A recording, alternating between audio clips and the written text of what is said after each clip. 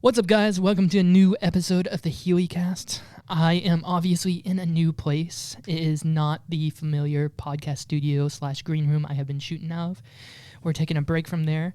But to circle back to where we are in Marquess Dennis, the man right here, podcast studio. Thank you for having us. Absolutely. And my actual guest that I've been wanting to talk to due to what's going on in our own county, Darrell Dougherty. Dougherty. Dougherty. Dougherty. It's a Dougherty thing that's stuck in my head. I'm sorry, man. My bad. Darrell, welcome to the podcast. Thanks, sir. I'm a little nervous now because I got your last name screwed up. We rode up here. We discussed a lot. Let's go into this. You are a father, a businessman, a local in the community. You're a big name. I know you pretty well. So tell me what's been going on for you specifically. Man, I don't know about a big name. I enjoy Stillwater. I've run businesses in Stillwater for over a quarter century. Grew up there, graduated OSU. Love to give back. Love kids. I've been mentoring young men in our community for 30 years.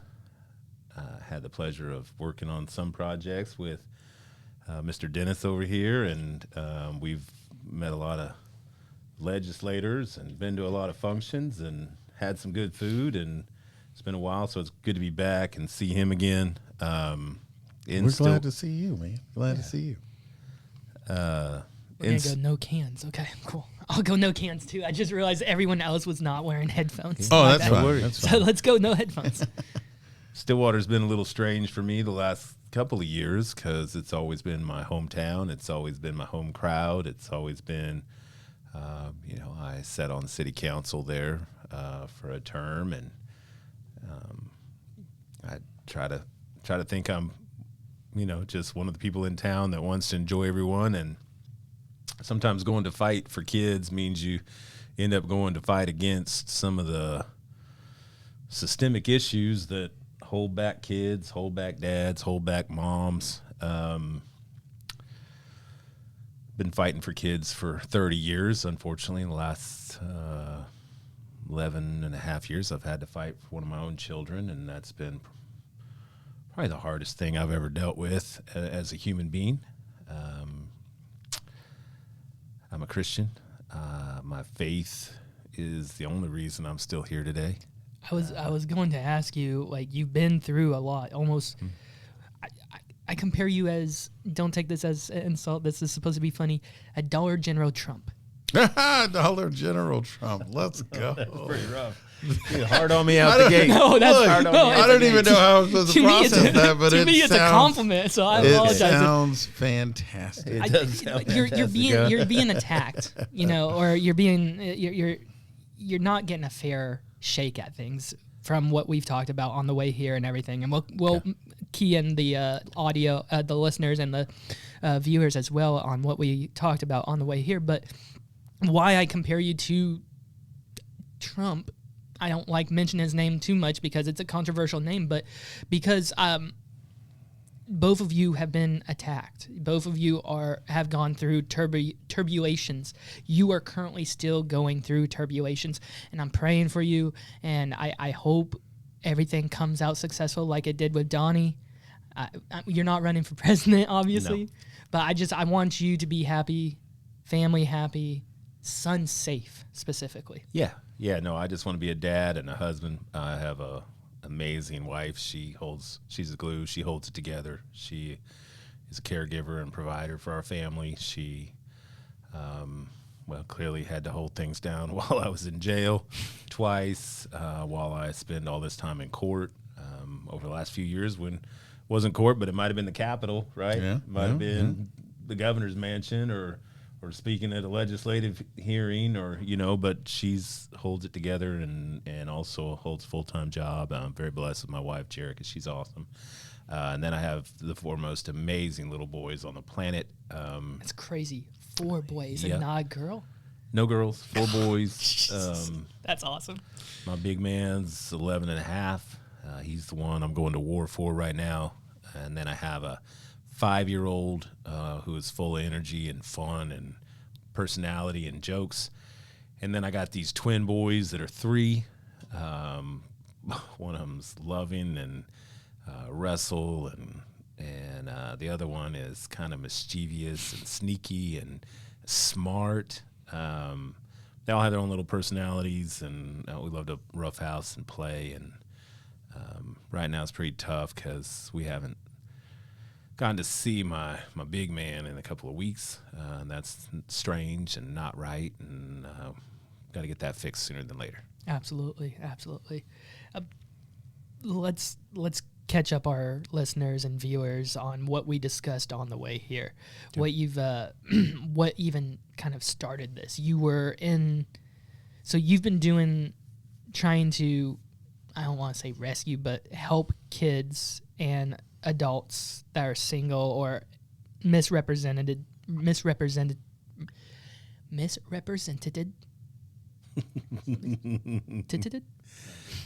Yeah. Misrepresented. Yes. Thank you. Okay. Misrepresented. And now I forgot my train of thought. Dang it. But you were talking about for 30 years you've been in that kind of service as well. Well, yeah, no, early on it was more of mentorship goals. Mentorship, yeah, yes. Working with young men through Big Brothers Big Sisters, through church, through groups, through hunting, fishing, hiking, camping. I have been blessed to be a dad a little later in life, so I had quite a few years where I was able to invest my resources in other kids in the community and my time and energy. Now I have to focus more on my home, but but then when you find out that the reason these kids are struggling is because they don't have a dad in the home, right? And then you resent that dad for not being in the home, and then you realize that dad resents not being in the home with the kid, and it wasn't his choice. Then you realize the best thing you can do for that kid is figure out how to help one or the other or both of those parents have the best influence on that kid's life you can have. And that's where you have the good fortune to run into people like Marquess, who kind of thinks the same way and wants to encourage dads to have more opportunity to be around their kids. You can't handle the truth. I've never done sound effects through my podcast. I love that. My that fault. was awesome. It's too, it was just right. That was right. That was perfect. Is that what we do? Is that what you do? You can't. Oh yeah, I go through there, man. I mean, it's And that's the truth. No, I mean, do you push dads to have better opportunity to be around their kids? Oh, Do you yeah, think so- kids are going to do better. I mean, that's the whole purpose of parenting. Like, it's unfortunate that we have monetized, parental units. It's almost as disgusting as monetizing water.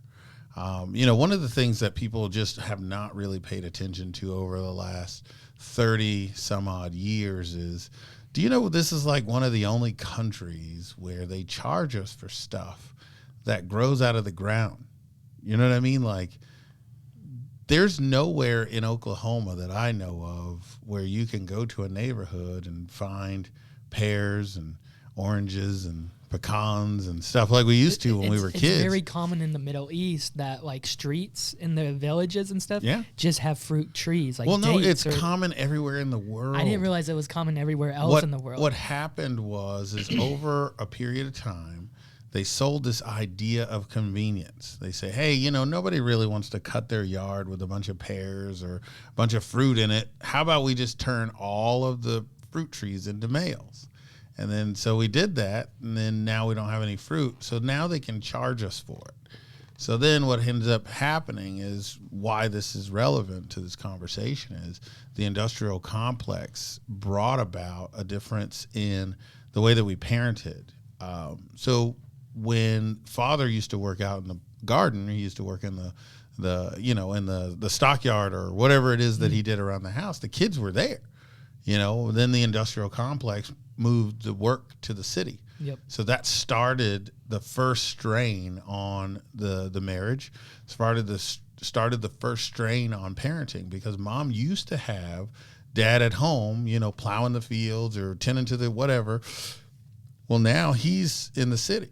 Well, now mom's at home all day by herself, and at these times she couldn't work, she couldn't vote. Right. So she had to rely on dad.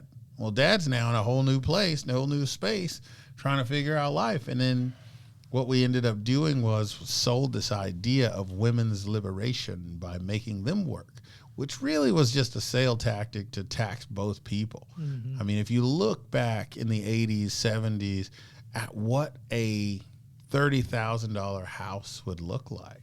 Yeah. Today, I mean, it's $200,000, $300,000 for that same house. And I'm not talking about the same design of house. I'm talking you go find a house that was built in the 30s or in the 80s, and they have a $200,000 price tag on it, and there is no updates. That wood is really that old. And sometimes it's cool if it's upkept and I've looked in, I think it's Nickel Hills area in Oklahoma City, and there's some really old houses there that look very nice that have been upkept. Yeah. But then right next door is kind of the same model house, but has smashed out windows or whatnot. So you're right. It's just. But why that matters is because just like with those houses that you see in Nichols Hills, it doesn't matter how many lacquers of paint you put on that. Yeah. That wood is old, man.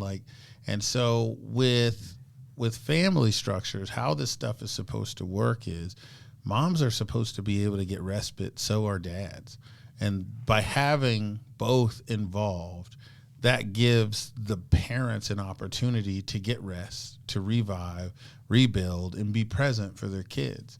And so they sold this idea for women, oh man, if you just liberate and you start working, well, now we got both our kids or both the parents are working, kids are in daycare and in school. No one's raising them, so we don't know what's going on. The only one's raising them is the government. Yeah, government is raising them. And as they say, it's a wonder that we send our children to Caesar, and we wonder why they come back Romans. Exactly. And so now we have the situation to where they've monetized our children.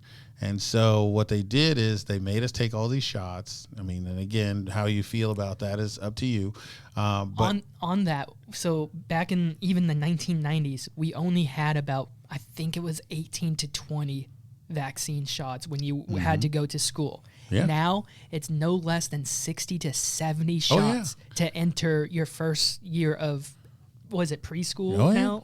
Which is ridiculous. My mom, she was born in 1953. She said she only got 3 vaccinations to go to school. 3, that's all you need. And you don't even really need those. Well, RFK, sorry for getting off track. No, you're good. RFK Jr. and also I heard from Joe Rogan himself, they both mentioned, what's the reason for giving your baby a Hep B vaccine or a booster? Because in case they get a tattoo. If both parents are healthy, right, that don't have it, then there's no reason for the baby. But yeah, exactly. If the baby wants to crawl and get a tattoo, then he absolutely needs it. But again, when you're talking about these types of things, what that would take is somebody that has the time, energy, and effort to look into. If, let's just say, for instance, the two of you are, building clocks, right? Okay. And clock is the baby, and we have to protect this clock. Well, if you're busy working and he's busy working, who's paying attention to the clock? If I come and tell you, hey, man, we just found out that this water is really good for clocks, you're not going to look into it. You're going to say, oh, well, this guy looks professional. He has on, all the clock making things, and I'm going to pour water in, and you're going to find out later over time that wasn't built for that. And so when it comes to vaccines, when it comes to teaching, when it comes to all the things that we're talking about, I mean, we have the spill out of parents being monetized to see their children, and they're trying to keep up with the Joneses. And now dads are not being able to impact and be present with their children. Moms are being told a lie that they don't need the other side, even though it takes 2 to create, 2 to make. Now it only takes 1 to raise. That's just not real. We're not turtles. You're not putting them on the, on the shore and hoping that they make it. So what we run into is, now we have a generation of children that grew up in my era. My era was the latchkey kid. We were the first kids to come home to no one. Mm-hmm. So we came home to no one, and we thought that was not harmful. That was putting the water in the clock. over time, we have now found that it's created a loneliness epidemic. It's created a disconnected epidemic, and things like social media have exacerbated that, and things like that. And so when you're talking about parenting, now we're in a position to where when you mix all of that together, everyone's looking to the government for everything, because the parents are looking at the teachers like, hey, here's my kid, raise them. The teachers are like, hey, we're not even qualified to be here. That's seen this on a commercial, and they said they'd give me $200 to come and do this. I was at Wendy's before I came here. I didn't get a degree. They just said they were going to train me on the job. But see, when I was a kid, somebody's parent was in every class. There was some mom or some dad that wasn't working because they could afford their lifestyle with one person working, and that other person could be concerned citizen in the classroom to say, what are you teaching our children? What can I help you with? How can I be involved? That's the engagement that we're talking about. Parents coaching sports teams and things of that nature. Now they're giving NIL deals to kids in middle school. Like, that's crazy to me. Middle school? I knew high school. I didn't know about middle school. It's That's going, wild. They've monetized our children. I don't even think there should be NIL for college. Well, Because, I mean, I get the argument for it as well, but in my opinion, we have professional football, the NFL. That is the main goal for these athletes to get. And this is off subject. I get it. No, it's all on subject. We'll get back to the main subject. But the whole thing is, like, these athletes are supposed, I think it pushes them even more without getting paid to get that, that bag, as we all call it, the money bag. And let's not pretend that universities weren't paying under the table. They were. Just let it happen now at this point. But, like, just in my opinion, it's like, I don't want to see this public. Keep it under the table. Keep it like it was back in the 90s. You don't get caught nowadays. That's a difference. The NCAA is not going to look into it. But, I mean, just...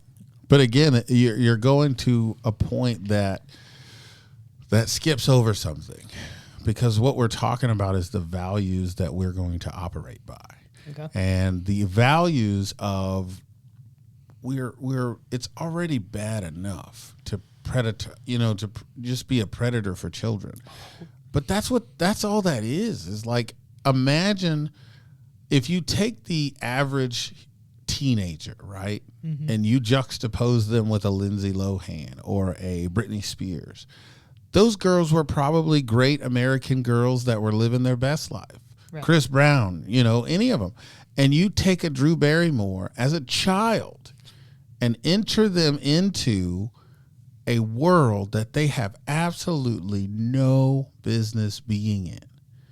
And then you have this weird dynamic where, and this is where the NIL deal is really going to go bad. You have, say Darrell's my dad, he has a fiduciary responsibility to do what is best for me, unless he has now quit his job because I am now making enough money. So now how is he going to parent me if I am bringing home the money? Right.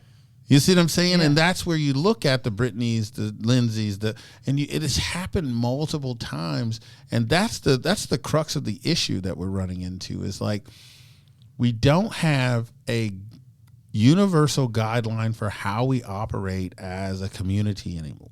Right. And this is the issue that is broken apart due to what we're doing as parents, because the government is a direct reflection of the people they serve.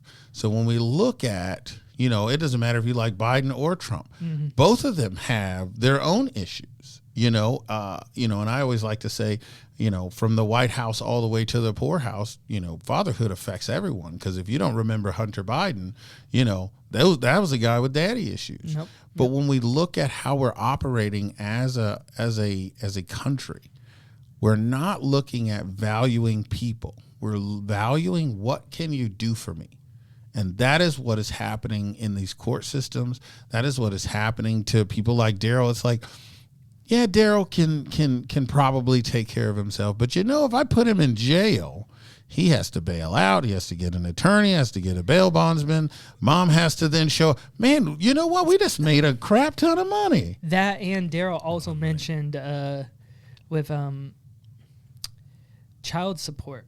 Oh yeah. When a judge retires, There's every father they have that or put on child support, they get stipends or a bonus or.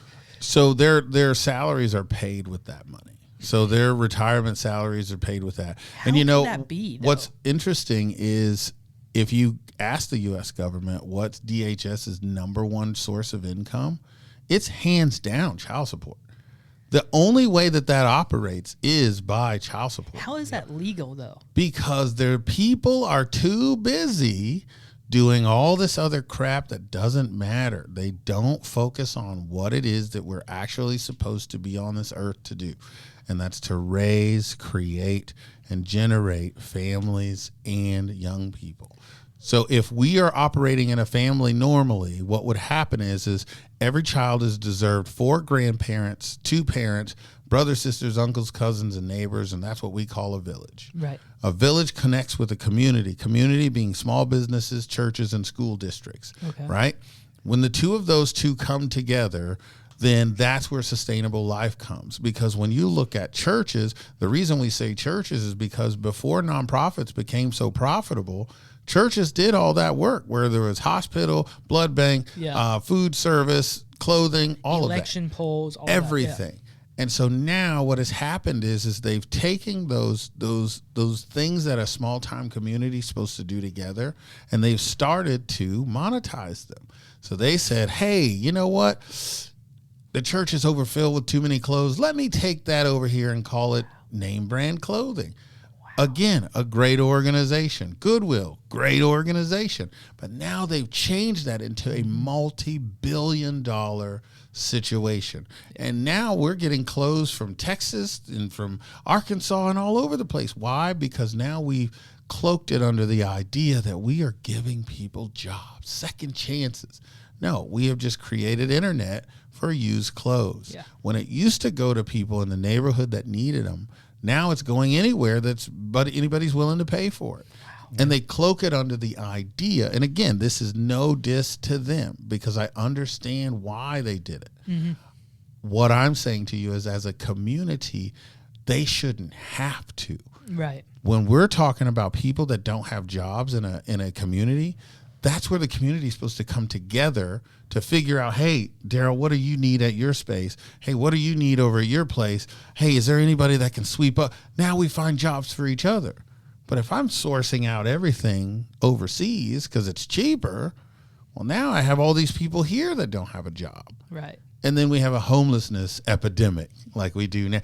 All of these things are connected. And you know where they teach that? In your household, at the dinner table.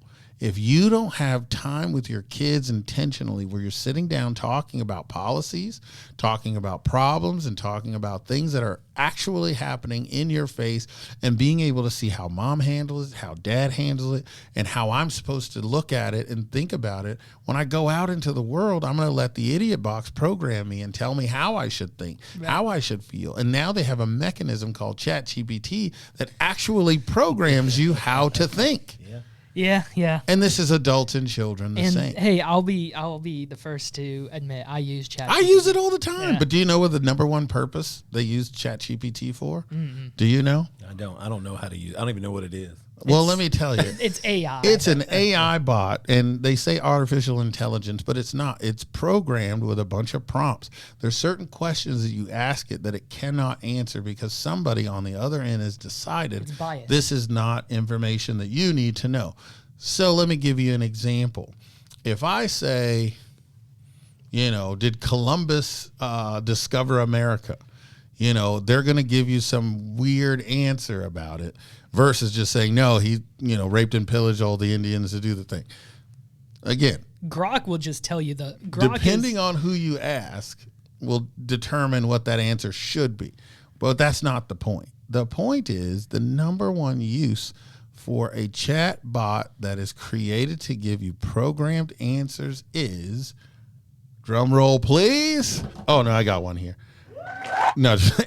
So the number one use is for counseling. Really? Yeah. So imagine that. Someone to talk to, kind of? No, counseling, actual advice on how to live.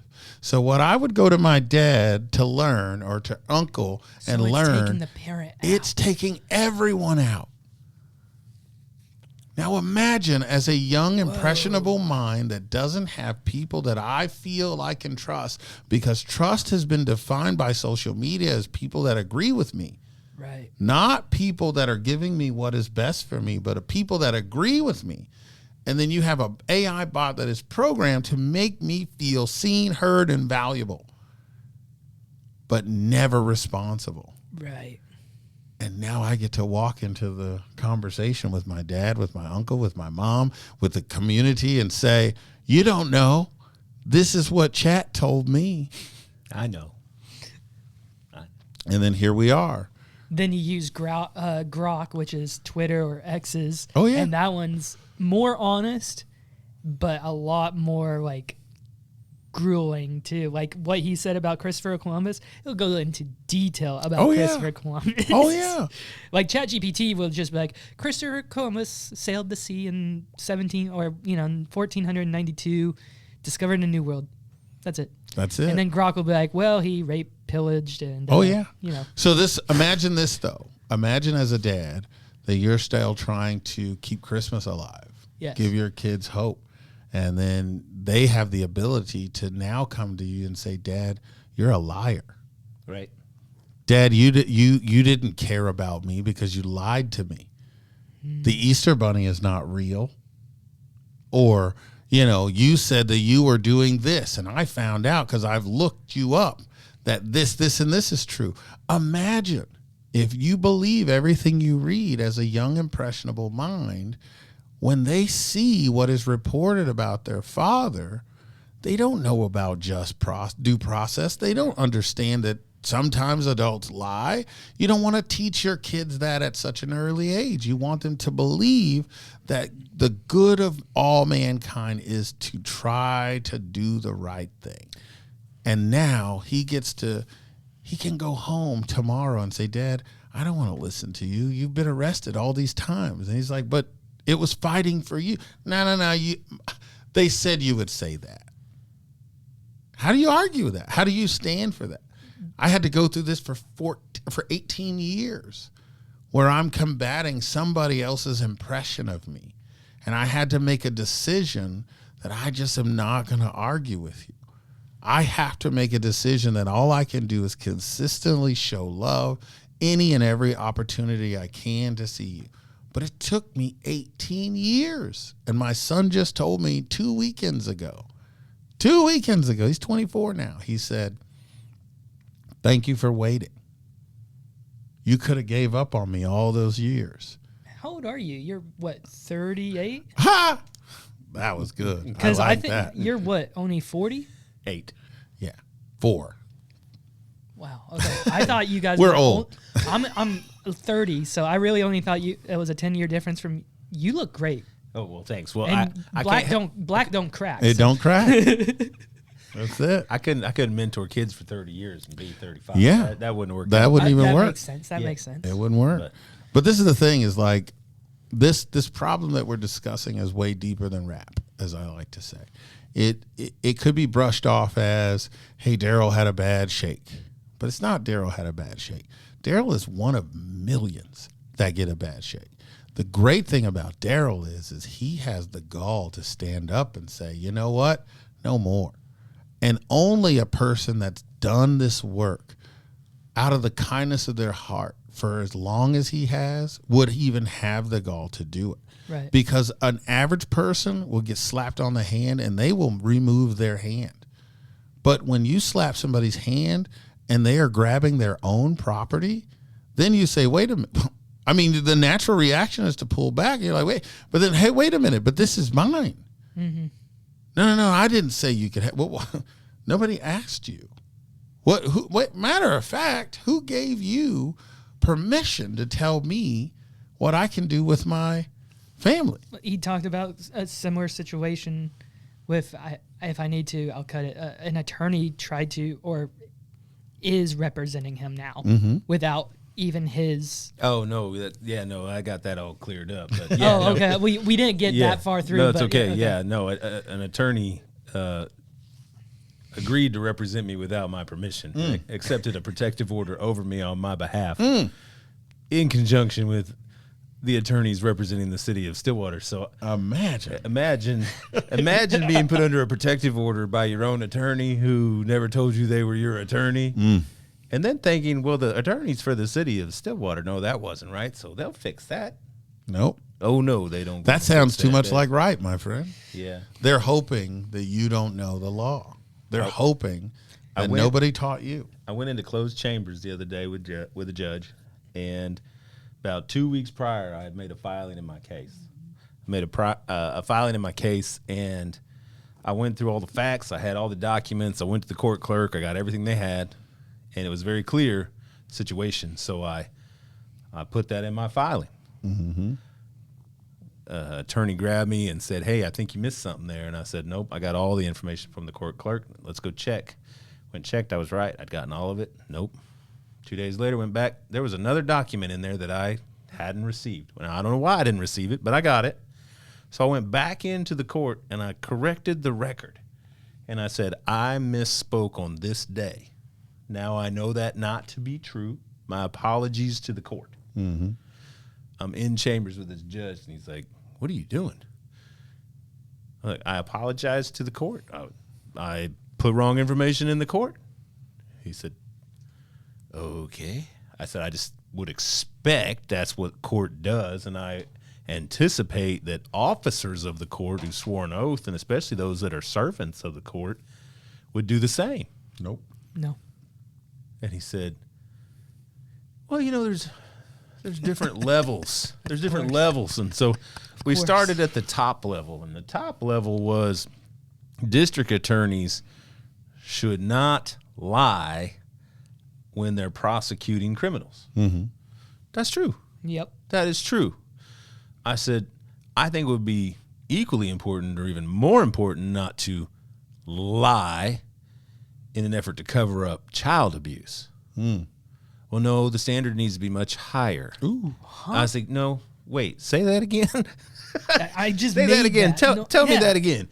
And it was conferred with the attorneys in the room that the standard need. And listen to me, when we're prosecuting criminals, like I've been on the other side of that wall, and you need to not lie about me because I don't need to be in here if I shouldn't be. Yeah. I don't need to be in here longer than I don't need to be.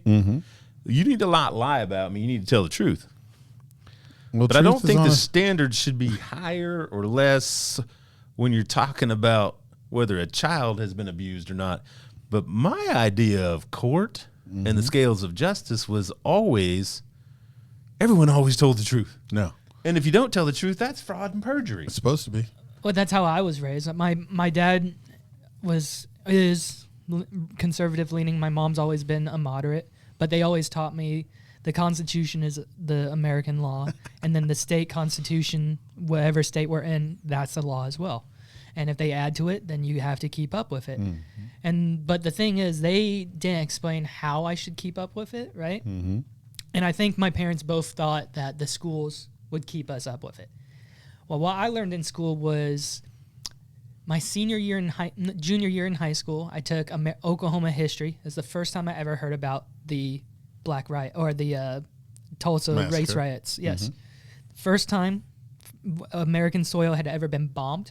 It was Polk, right? President Polk.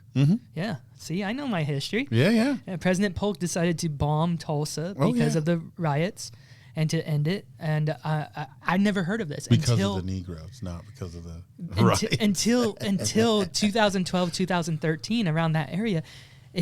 I was 17 years of my whole life. I'd lived in Oklahoma since 2002. Right after 9/11, my mom said, "We're getting out of Seattle because this is a place that most likely will be targeted by Al Qaeda or whoever attacked us." We didn't even stick around. We didn't stick around to find out. Moved down here because she's from this area.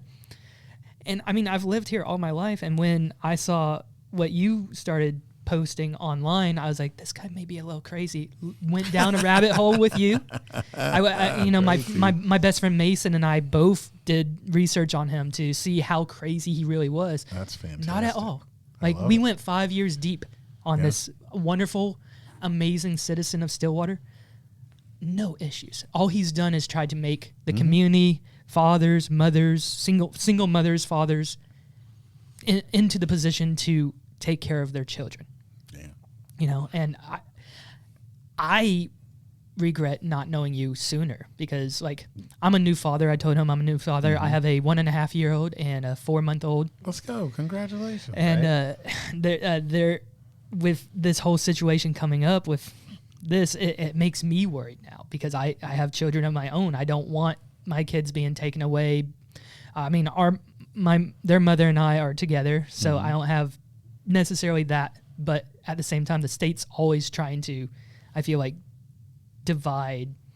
I mean, like we said earlier, both parents, her and I, work, so they're going to daycare. Yeah, sorry, I burped in the mic. No, my you're bad. Good. We both. Yeah, but it's your mic, so I apologize. We both go to work. The younger ones go to daycare. She has a son from a previous relationship, my stepson, and he goes to school. Like you said, daycare maybe not necessarily the government is raising, but they get some type of donations or some type of funding from they the get government. 100% stipend. What are you talking about? So do schools. Yeah. So that's like, Compliance. I'm very tempted at this point to maybe Uber and keep the young ones in daycare for as long as possible. Mm-hmm. And then once they're old enough to join pre-K or something, I've looked into homeschooling for a kid my stepson's age, 8 years old. Kids are only supposed to learn for about an hour and 45 minutes, full day. And then they're supposed to be able to learn about the world. Oh, yeah. So you're only supposed to learn about math, science, the curriculum for an hour and 45 minutes. Everything Classical education. But my wife's doing it right now. Really? That's Oh, yeah. awesome. But like our system is set up for you're going all day. Yeah. Why? That's wild. Do you know why? Because both parents are working. Absolutely not. Because there was a rich man once that came along and said, hey, you know what? I need people smart enough to not break my machines, but stupid enough to never leave. And if they work on this factory line, I can produce way more money and take over the world. Talking about Ford? Nope. Better than that. It's a guy by the name of John D. Rockefeller.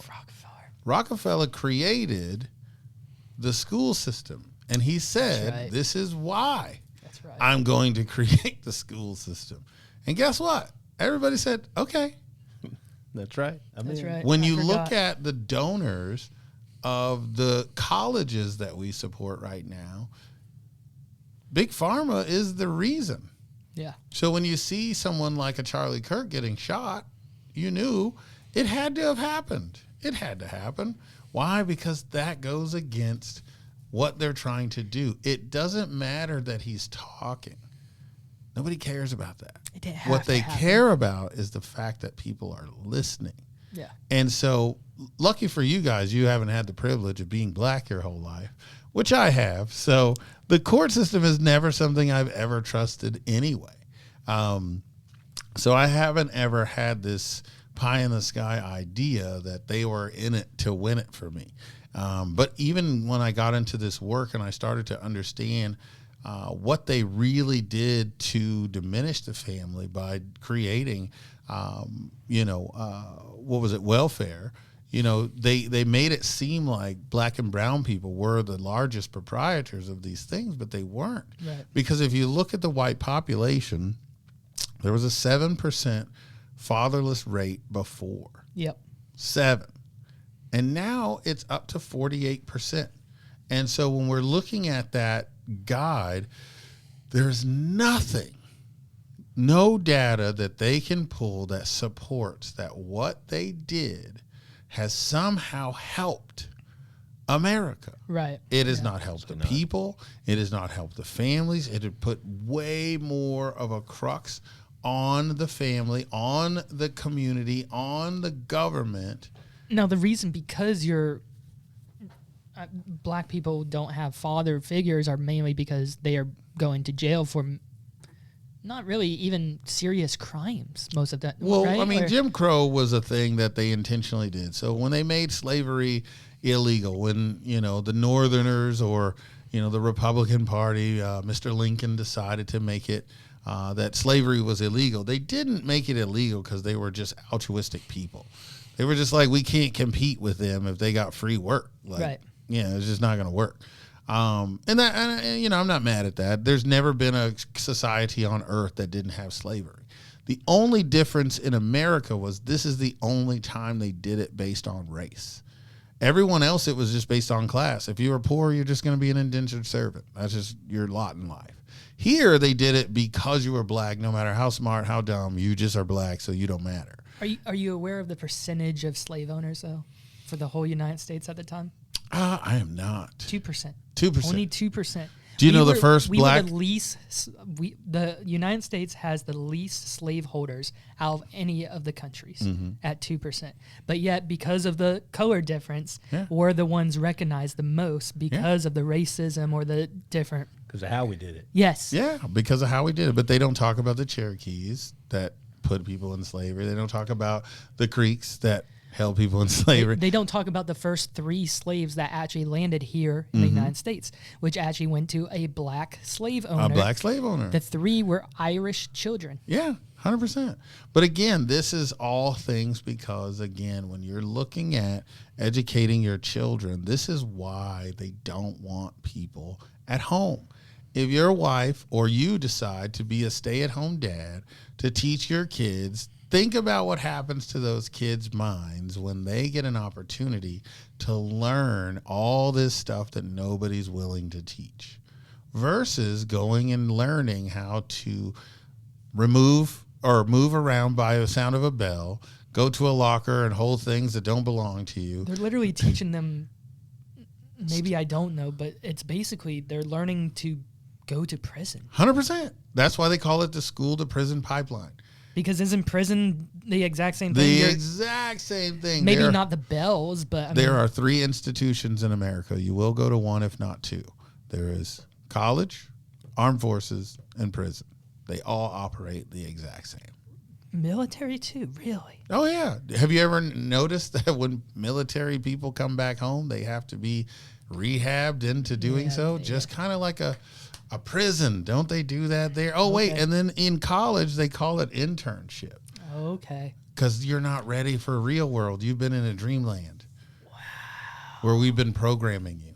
I like how you use intern because I was going to ask him, like, what's the student become then, Of course, because you got to remember that when you go to college, there's a person that comes, it's a dean that tells you who you can and cannot do, where you can and cannot hang, gives you an inspirational speech, then passes you off to an RA, which takes you to your class and your school or your little dorm. These are your roommates, these are your friends, whatever, right? Well, when you go to prison, same thing happens. Warden comes in, tells you what you can and cannot do. They pass you off to the sergeant. He takes you to your barracks. Then the barracks they go, hey, here's your shot caller. Here's your friends. This is when you can go to the weight pile. This is who you can hang out with. This is what you can and cannot do. And the same happens when you go into the Army. Are prisons pretty segregated as well? What? So in college, they separate you by class. Right. Armed forces, they separate you by rank. Prison, they separate you by race. This is how you can always tell, based on how somebody talks, which one of these institutions programmed them. Okay, interesting. Because if all I'm talking to you about is race, more than likely, it's prison.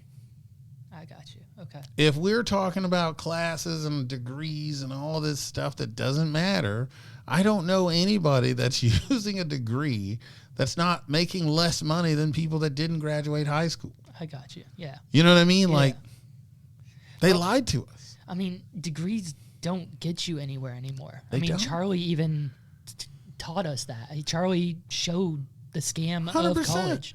I went to college for 3 years, and I was majoring to be a secondary education gym teacher and coach football eventually. That's what I wanted to do. And you could have walked down to Tulsa Public Schools and said, hey, I'm willing to come here. I don't have a sexual assault. And they would have put you in a classroom tomorrow. Tulsa? Anywhere in Oklahoma. We are 50th.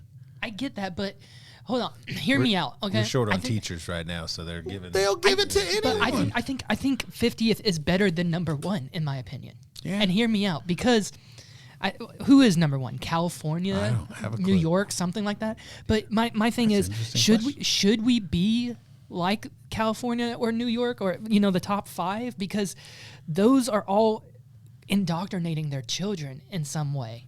And I feel like Oklahoma's school system, as poor as it is, it's still teaching you the academics instead of, hey, you're a girl when you're not, like if you feel like a girl, it's okay, Darrell, you can be a girl today. Like that's how California is doing it. They'll take the child out of class and take them to therapy without the parents' consent or even knowledge.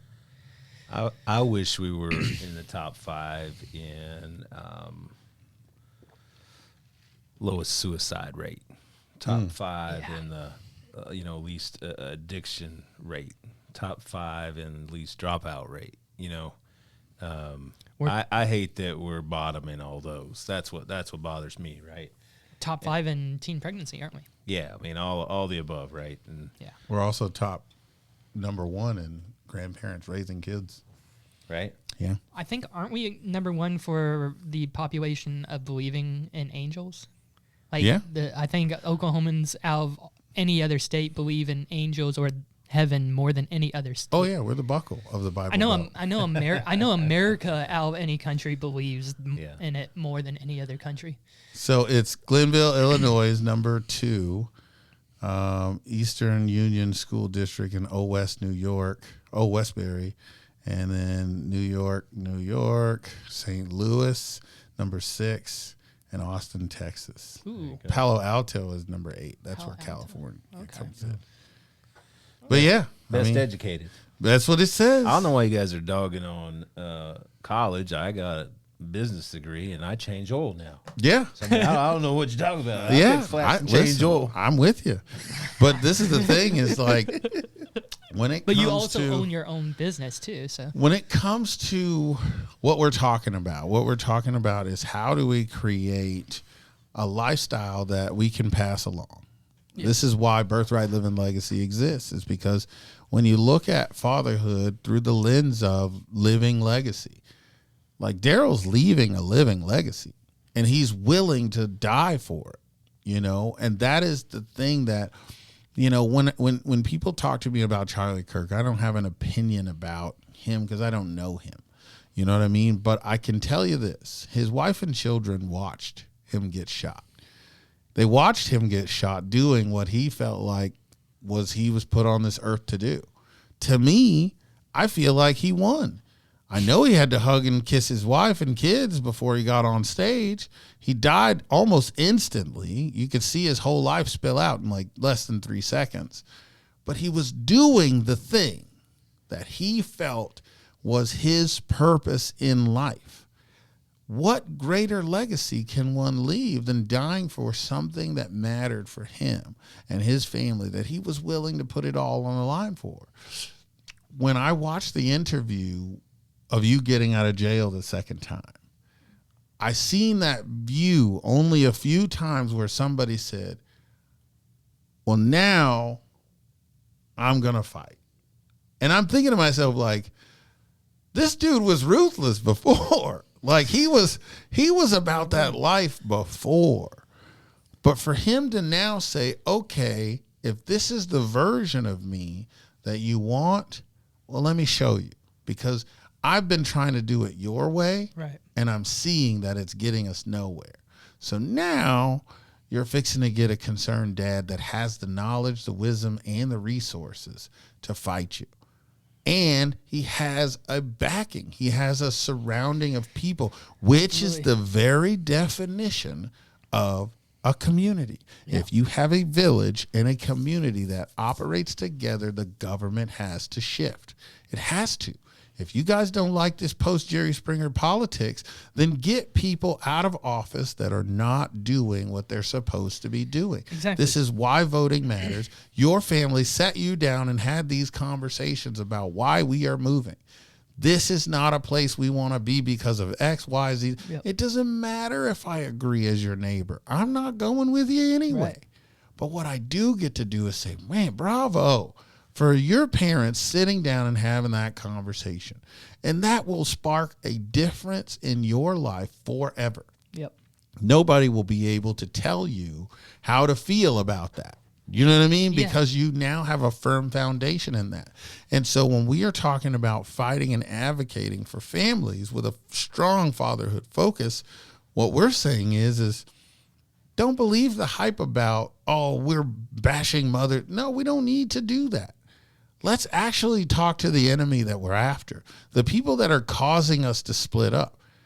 When you have friends that are in the middle, keeping it going and breaking up a family, when the two talk, they're saying, I didn't say that about you. Did that. Well, why are we talking to them anyway? The government shouldn't be involved in our household. What we should be doing is paying taxes and putting people in office that represent our values.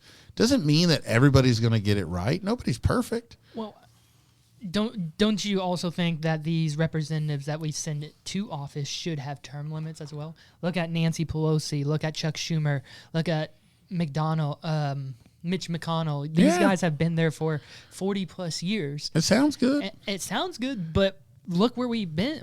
Nothing's really changed since they've been here. The term limit should be created by those voting for them. Exactly. So don't look at them and say, man, why you keep doing this to our country? Look at where they came from and who kept voting for them. But the term limits would have to be federally passed because it's on the federal level. No, I'm talking about term limits by you didn't do your job, so we voted you out. we're going to vote you out. I got you. Right? They could have voted them out, but they didn't because they don't know enough about it. Right. There's too many uninformed people, myself included. And I'm going to give you an example. When they passed the after September 11th, the Patriot Act. That was like 5,000 to 6,000 pages or something. It sounded good because it's called the Patriot Act, and then you get through the 5,000 to 6,000 pages. I mean, think about it. Have you ever read it? No. I had ChatGPT. But I've read some of it. I've read enough of it to know that what people are mad about now, about them exploiting these laws that we passed way back then.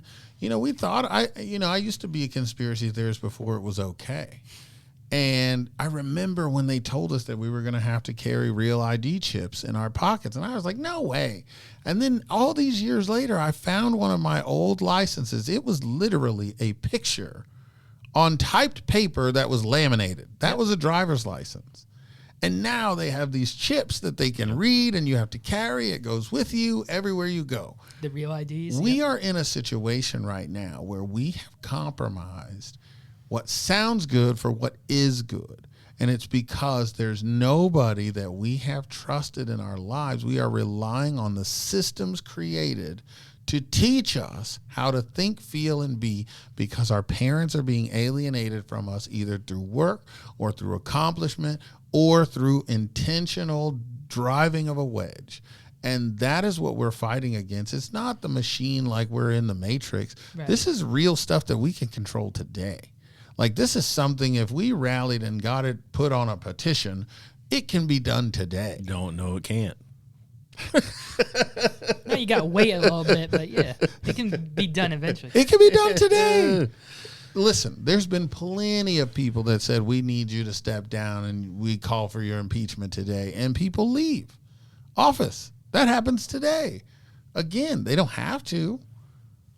But if they actually care about the people that they claim to serve, we just had a guy in District 5 last year, got a domestic dispute with his wife. They were like, get out. Yeah. Gone that day. Again, I don't even know if it was proven to be true or not. Right. But because the people said out, he left. He could have said, nah, man, y'all got to go about this in the long way. But he didn't. He left. Now, does that prove admit guilt or not? I don't know. We're not into that. What I am saying, though, is that when we're talking about getting systemic change, we have to look at examples like what Darrell is doing, where he's saying, okay, I love the fact that you didn't believe him. You thought he was crazy and you denied it because now that you believe, you went into it with your bias that got changed. Yeah. And that is what we're missing is objective thinking. It's okay to disagree with people. It's okay to not believe people, but follow up, look into it, and be able to stare your accuser in the eye and say, hey, I don't know that I believe that. Help me see it different. I have a guy right now who is on trial for being accused for raping his daughters. Now they're adopted, so I get it. And I said, let me explain something to you, sir. I said, there is a dead child on the floor. You are holding scissors that are dripping blood. When I see you, this is what everybody else sees. There's a dead child on the floor, scissors in your hand that are dripping blood. You have to say something a little bit more compelling than, I know what this looks like, because that's not going to work. Yeah. The visual of what I'm being expressed from this person, man, you're going to have to tell me something more than I didn't do it. It doesn't work that way. Right. Even if he didn't, it's almost impossible to prove you didn't do something. And that's not even what the law is supposed to do. The law says that you have to prove that I did something. Right. But we've changed it to where it's now guilty. Now prove yourself innocent. Yeah. Right. Now do it from jail, though. And do it with no witnesses. Our court system used to be innocent until proven guilty, and now it's guilty until you can prove you're innocent. Exactly. Which is ridiculous. And who let that happen? We did. We did as the community that put the people in office that make these rules. Well, I was going to say certain administrations, but yeah. I mean, it sounds good. Listen, I would love to. This is I would local love more to than slap it. Yeah, Yes, you can. this is local more than it's If you national. start slapping on the Bloods and Crips, right? And that's all the Democrat and Republican Party is just Bloods and Crips, just out of the streets. When you start blanketly giving excuse to that kind of behavior, that is removing you from the now you're projecting. But when you take that onus and say, as a father, as a voter, as somebody that pays taxes in this community, and again, this is stuff I've learned from them, from Darrell and other people like that are saying, hey, as tax-paying citizens, this is our right. This is not an option. This is not something they get to choose to do. This is our right. Okay, well, now what do I do with that? Can I piggyback on that to where we came from? Yeah. I'm going to circle back a little bit. Go for it. So the petition, signature petition for grand jury is what's called a liberty. It's a right. It's guaranteed by the Constitution of Oklahoma, right? The grand jury is in the United States country. Now, only a few states actually have the grand jury by petition. I don't know if you know that or not, but we're one of them, right? But the associating of the group and collecting the signatures is not a judicial process. It is actually, the First Amendment process, the right to associate and gather support. Okay. And it very clearly forbids the introduction of the judicial process into it until you know whether the people have made a decision or not. Does that make sense? Yeah. I'm going to say a word. You may have to edit it out. You're fine. The process we were working on was, hey, community, do you think we should look into why we're not protecting our children? If so, let's look at why we handed it over to all these systemic agencies and why they're failing. Or do you think we shouldn't look? That was the question. Can we associate as a public with this liberty we're granted, this right we're granted by the Oklahoma Constitution, right? And can we associate? And can we decide as a team that we want to fix this because our kids deserve better, right? This is how, even at my age and the fights we've been down, this is how naive I am as a human being. I think we have this liberty and this right? Well, about halfway through the process, it kind of looked like we were going to get it done. It kind of started looking like the public did care about our kids. It kind of started looking like we were supposed to do this. It kind of looked like maybe we're going to turn over some rocks and clean up some mess, and we're going to have kids with better opportunities next, right? About that time, we started having people filing into a court process. Wait, this is not a court process. No. This is a right to associate. Right. And you don't get to file in and have an opinion because this is not a judicial process, right? But all of a sudden, on a Monday, Chief Justice Dustin Rowe decides to come visit the courthouse. All of a sudden, on a Thursday, former speaker and gubernatorial candidate enters into our case. Interesting. Enters into our case. Enters to quash our case. You know where Darrell was that day? Really, true story. You know where I was that day?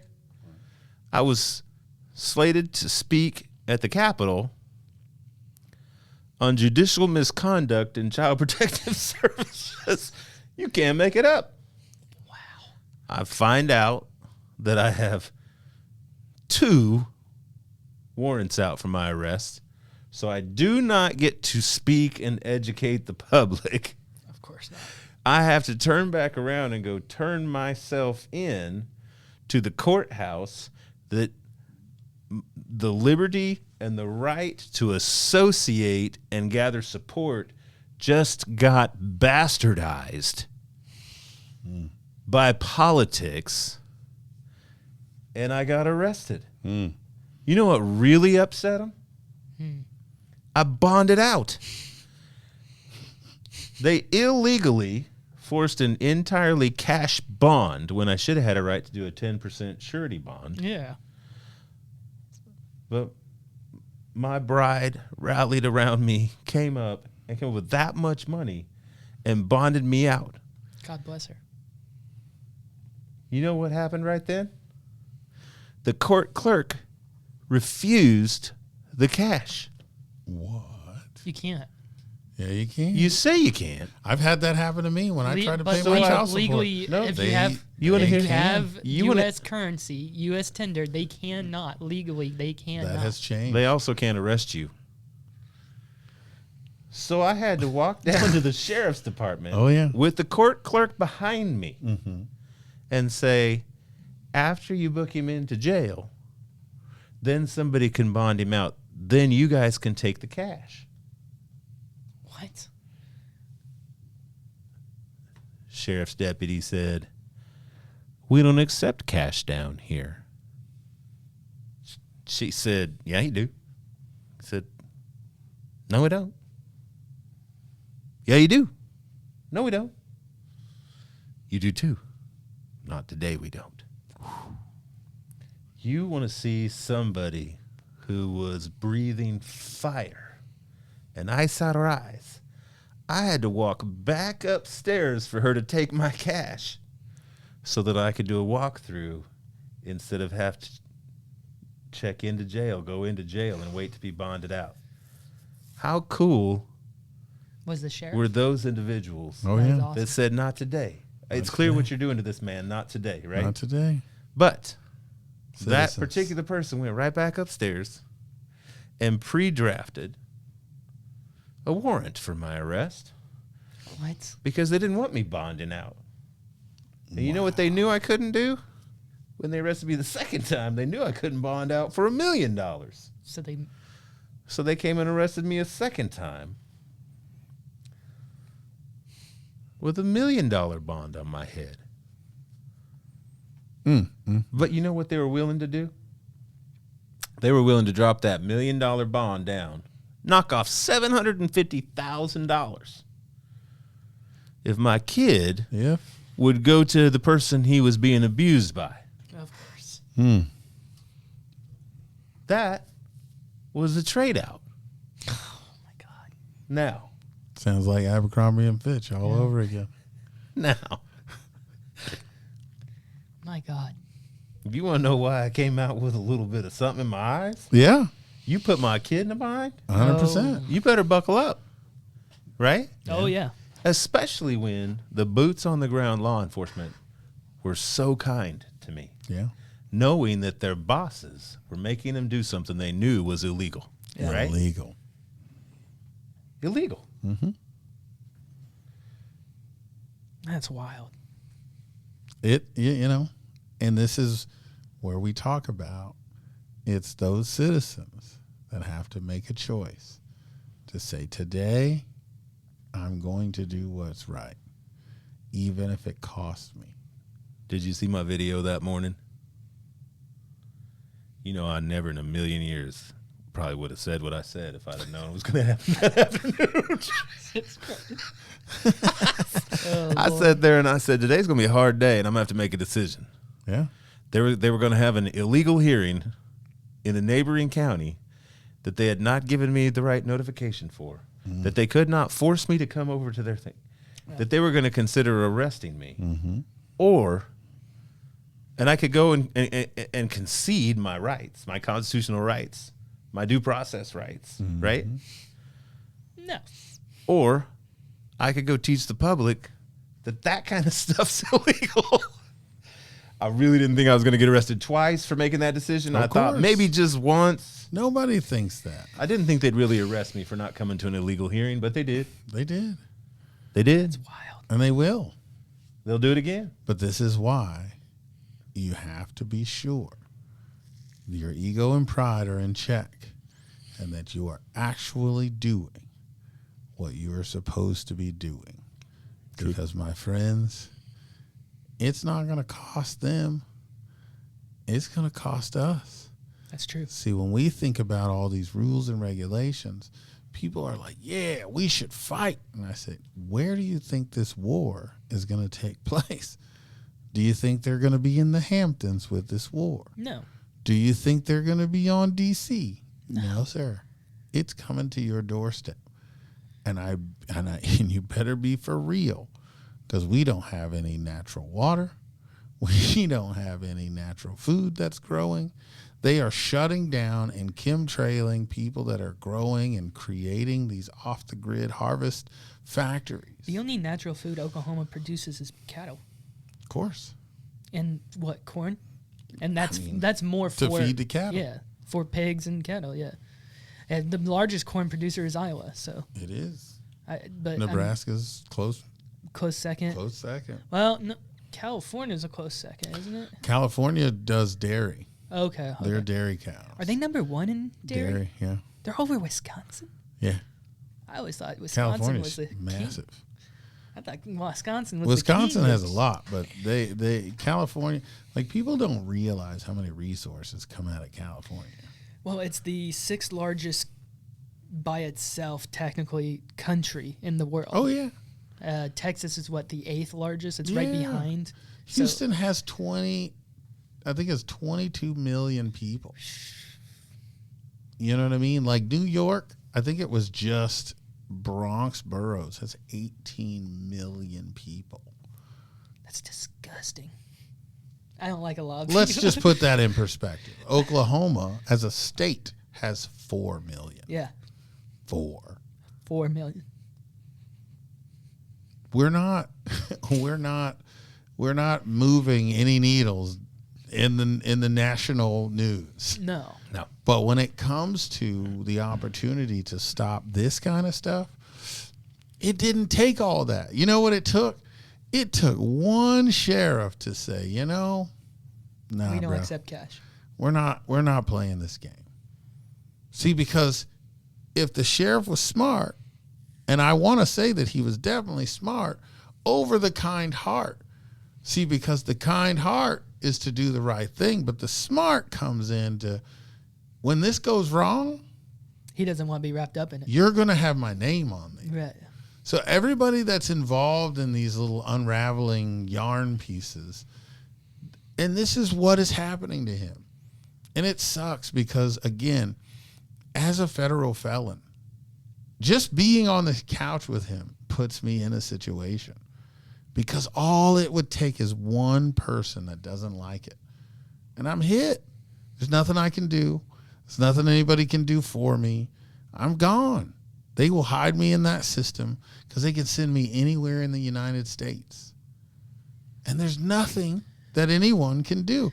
None of y'all are going to be up there. Where's Marquess? Well, no, but he mentioned that you would get a local magistrate. You would have to. I'm federal.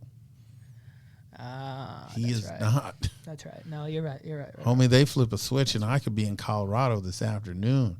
I could be in Louisiana by tomorrow. I got you. You dig what I'm saying? Yeah, federal. And you will never know. They don't have to tell you until the 24 rub, right? hours later. Yeah. And by the time they give word about that place, they've moved me to somewhere else. Right. Federal holdings are all over the place. And then they'll keep playing the game. Oh, yeah. And the taxpayers will pay because they don't even know how much this costs. Every time an inmate is moved, if I remember correctly, I think I heard this from another Joe Rogan episode, I think it costs anywhere from $33,000 to $41,000 just to move one inmate. One guy. And if you move one guy from the ADX, it takes 22 people to do it. That's why it's 33 to No. 40. That's way more than 33. Okay. See, moving a convict, when you have to move a dude, you have to pay 3 or 4 people to ride. But more than often, they're flying. Then you got to pay the pilot. You got to do the gas. You got to do the fuel. I'm talking about to take one of those ADX patients to the hospital. You have 22 people. Okay. And 6 vehicles. Like Weinstein when he was rushed with Oh, COVID. yeah. I got you. Okay. And what I'm saying, But that to you doesn't hurt is, any New Yorkers. They're already paying high taxes. well, they're starting to wake up. Do you think Zorhan will win the mayoralship? Both of I you don't. guys?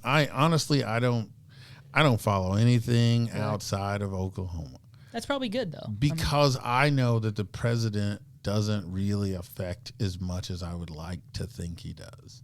They control the army.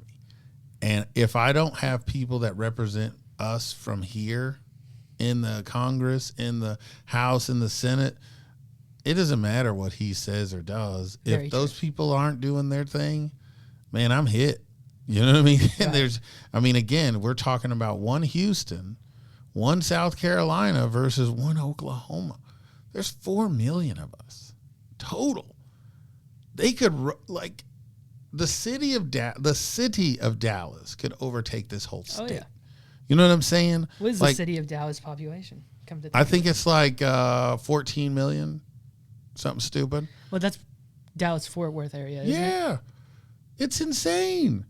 They could trample us if they decided to. Now again, we could get into the argument of how many people could shoot guns. The and all that population jazz. of the city of Dallas, just Dallas alone, is 1.3 million. 1.3. 1.3. So about 2.5 with DFW. Hold on. 9 million with DFW. Yeah. And that's from how long ago? How long is that almanac? That was this last census. So combined with, let's see. The Dallas Fort Worth Arlington, Texas market is 8,577,253 as of the April 2025 Pop Stats estimate. Yeah. And it's estimated those are pop stats. What are Pop Stats? That's not even Not when the you get actual into the census or census, you whatever? got to remember the census is how many people answer the door, how many people that they tell you live there. Gotcha. You see what I'm saying? Yeah. Because there's communities, and people like to make it seem like it's just the Hispanic community, but it's not. There's Asian communities and all that where they have more than just one family staying together, which Right. is smart. Because then they make a lot of money, buy houses, and do the things the right way because they're building a community. Well, you see a lot of the, I don't know if you know who Patrick Bet-David is. I do. Okay, Patrick Bet-David, he has explained that he's Iranian, but you'll see a lot of these Persian Iranians come over here, but they come in large numbers, 12 Absolutely. deep, and maybe it's 5 kids and the rest are adults, and maybe the majority of the adults are older, but the middle adults that are either the children of these older adults are the 4 siblings that go to work. They all live in the same house for maybe 3 years. Everyone lives in one house, and then eventually they start buying the block up. Yeah. And they all 100%. live on the same block, and basically they're all neighbors. And I like that idea. I do appreciate that they have that model. I just would like us to do something like that. That's but not it's their model. That's the Bible model. Bible. That's what But you're supposed to they're- do. But they're Islamic as well. So It's the only model that works. okay? It's the See, only that's way that a village thrives is that if I don't build close to my family, when my parents get old, who watches my kids? Right. And then when they get too old, who watches them? What we have done in society is we have put no value on family. So now we put the old people in a home and the young people in a home, and we wonder why we're so disconnected and feel so lonely. I will tell you, my in-laws live in the same section that we do. My mother lives in the same section we do. My brother and his wife and their twins live in the same section, and sometimes it feels a little close. It's supposed to. But we do have community. 100%. And we have people watching our kids every day, and we Every help day. watch everyone else every day. And you got somebody watching your property, somebody that's watching to see if something's going on. Yeah. You got people that are actually going to tell you if somebody's trying to break in. They're going to treat your stuff like it's their stuff. The only downfall is when y'all go on vacation together. No one's watching anything. Well, that could pose a little bit of a problem. Yeah. But you could have that problem anywhere. I was just thinking about that. I'm like, some lucky burglar would be like, ooh, 6 houses. I mean, you've seen Home Alone, you know. When you're in jail, somebody's watching the kids. Somebody's watching the kids. That's how it works. And it's not even a maybe. It's I know that cul-de-sac is safe. Exactly. You know, and that's the American dream that we've been robbed of, is that we know that our family is close and our neighbors are invested in us as much as we are in them. And by separating people and having them fighting over stuff that doesn't matter, Democrats and Republicans have existed for all this time. Mm-hmm. Why all of a sudden is it such a big deal? Right. I mean, the Civil War was a long time ago. They weren't fighting for human rights. They were fighting for who's going to make the most money. And as long as we are able to be honest about that, then we can see, okay, well, if we're about to have another Civil War, let's see. I wonder if it's about money. So then when we start looking at the money, we follow the sources of where all these issues are. We've monetized fruit, water, relationships, children. Like, people are being sexually assaulted, and it is not even an issue anymore. Like, it used to be a big deal. Yeah. Like, it's a big deal for people to throw around those accusations. I mean, just think about this. Let me give you an example. If you guys are old enough to have watched the movie Grease Lightning, think about the ridicule that she went through thinking that she was pregnant. The entire town treated this girl a different way because she might have been pregnant. Think about the biggest thug that they had. You know what I mean? He wasn't even the smart guy. He was just a full-on run-through-the-wall hoodlum, right? And he was prepared to marry her. Vinny, right? Yeah. He was prepared to put it all on the line and say, hey, I made this decision. I love you. Let's do it. And she said, no need. I'm not pregnant. He said, so what? Because the value was, if I'm willing to do it, I'm willing to take responsibility. It didn't mean that they didn't have a hard time trying to make the decision, because it sucks to have to make those kinds of decisions early. But now, a teacher or an older person could be sexually assaulting a young boy, and as long as it's a woman, you got people like, all right, go ahead. I had to tell a dad the other day, I was in a prison speaking, and I was telling him, because he had a 10-year-old son and a 17-year-old girl who was sending him nude pictures. And I said, hey, I get it. You're happy he's not gay. I understand that. But do you understand that you are almost celebrating that your 10-year-old was sexually assaulted via text message from a 17-year-old girl?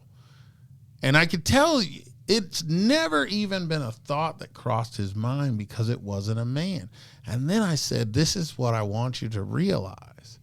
As a father, you could full-heartedly say to your son, instead of looking at those pictures, take this bag of cocaine and snort this, because it will be better for you than looking at those pictures. I said, you could with full faith know that he would be in a better position by snorting cocaine as a 10-year-old than looking at pornography. But yet, we don't treat pornography like it's that big a deal, because some virgin kid from back in the 70s read a book called Human Behavior, and he pushed this narrative for something that he didn't even experience yet, and changed the laws to where they made human sexual behavior, which was founded on the very backs of children, because they hired a Nazi guy to rape. The U.S. government hired a guy to rape children to see if the desire was natural or not. And because of this research, they said human sexual behavior is okay early on.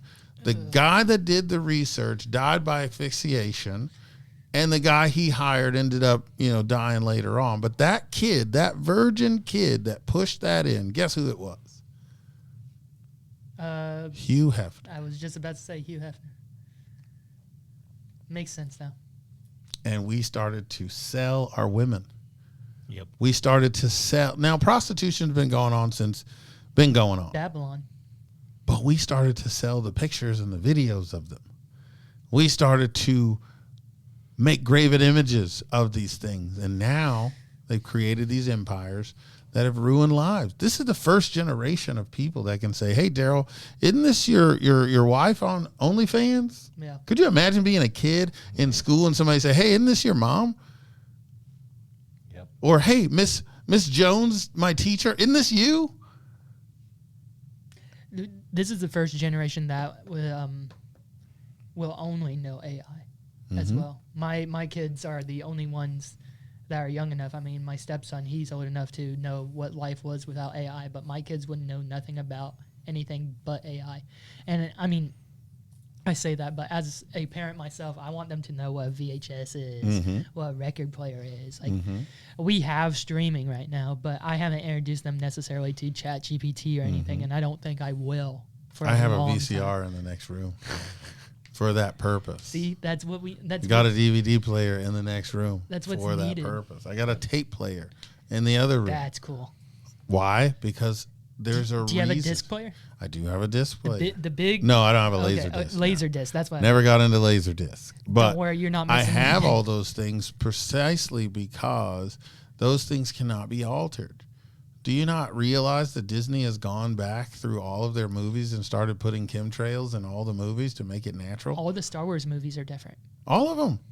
I All still of them have are the different. old VHS ones, and I watch the VHS ones. I'm like, I don't remember that. And then I'll go over to streaming, and it's cut They out. can change They just anything. cut it out. I was The like, Bible is on. Nobody reads it, and all these different people. Like, so this is why it's so important that we start to value family. Because again, going back to the point that we made earlier, if we don't have anyone watching our children but the people that are paid to do it, I mean, I would love to lie to you and tell you that when I used to work at Arby's and all these different places that I worked, that I gave it my all every day. I did not. No.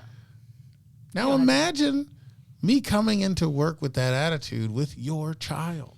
Right. You know what I'm saying? Like, that's where we are. We have That- teachers that don't. I have a dad that has become a teacher at a place here in Tulsa, and again, I don't know how true this is anymore since Dr. Ebony took over, but he was recruited off of a commercial. He just saw a commercial that said, "Hey, you want to teach?" And there was a couple of them that went with zero experience. Zero. And the only thing they were supposed to be taught from another teacher how to do the job. And I said, how many office hours have you got? He's like, none. Jesus. I've been teaching for 2 years and I got Right. none. And I was like, wow. I'll also say some people have a gift to Yeah. teach. And I'm not sure they need all that 6 years in college. You know what I mean? Yeah, I'm with you. I think sometimes we miss out on finding our gift, and we miss out on taking advantage of the gifts of those people around us because we are stuck in the positions we got put in through the system, right? I'm a firm believer we should do teaching like Uber. I should be able to, I should definitely be able to say, I like this math teacher. We want to have the person come over for 2 hours a month or That- 2 hours a week. I like that too, but I also think schools shouldn't teach on only one type of curriculum, like curriculum base, because like I've seen the the example of how school tests are. Like it's like the teacher's like, all right, students, climb the tree when there's only one monkey and all the other animals are there. One kid can do it, but the rest of the kids can't possibly do it.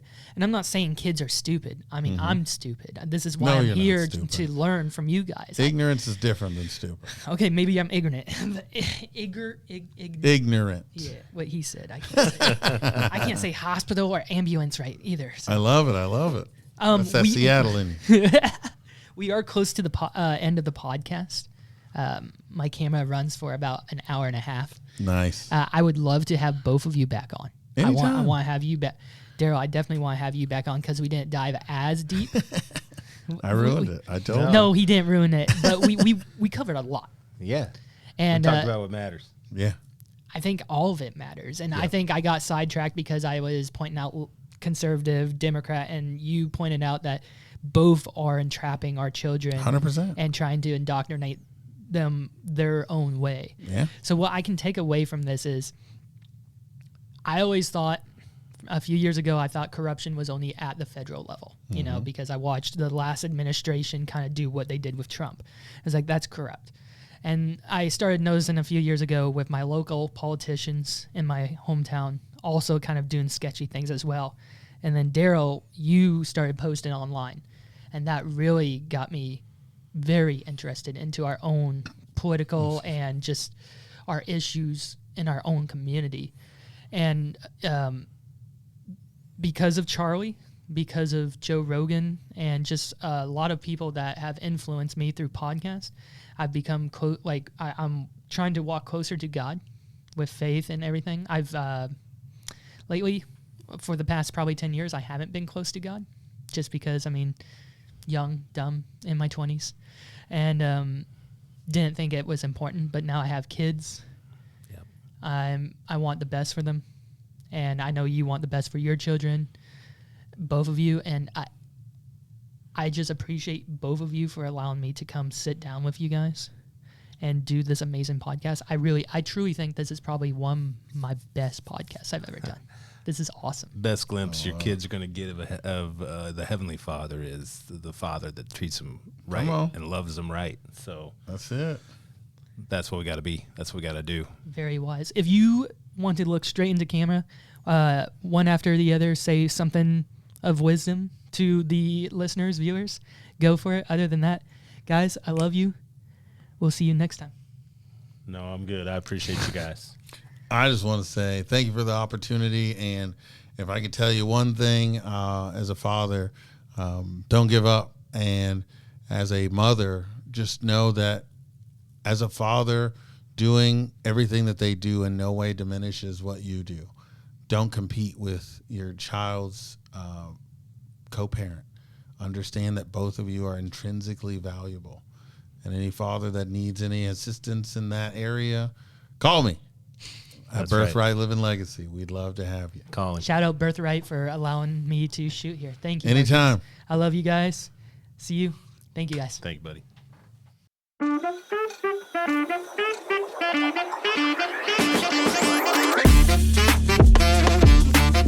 Hello, Mark Trotter.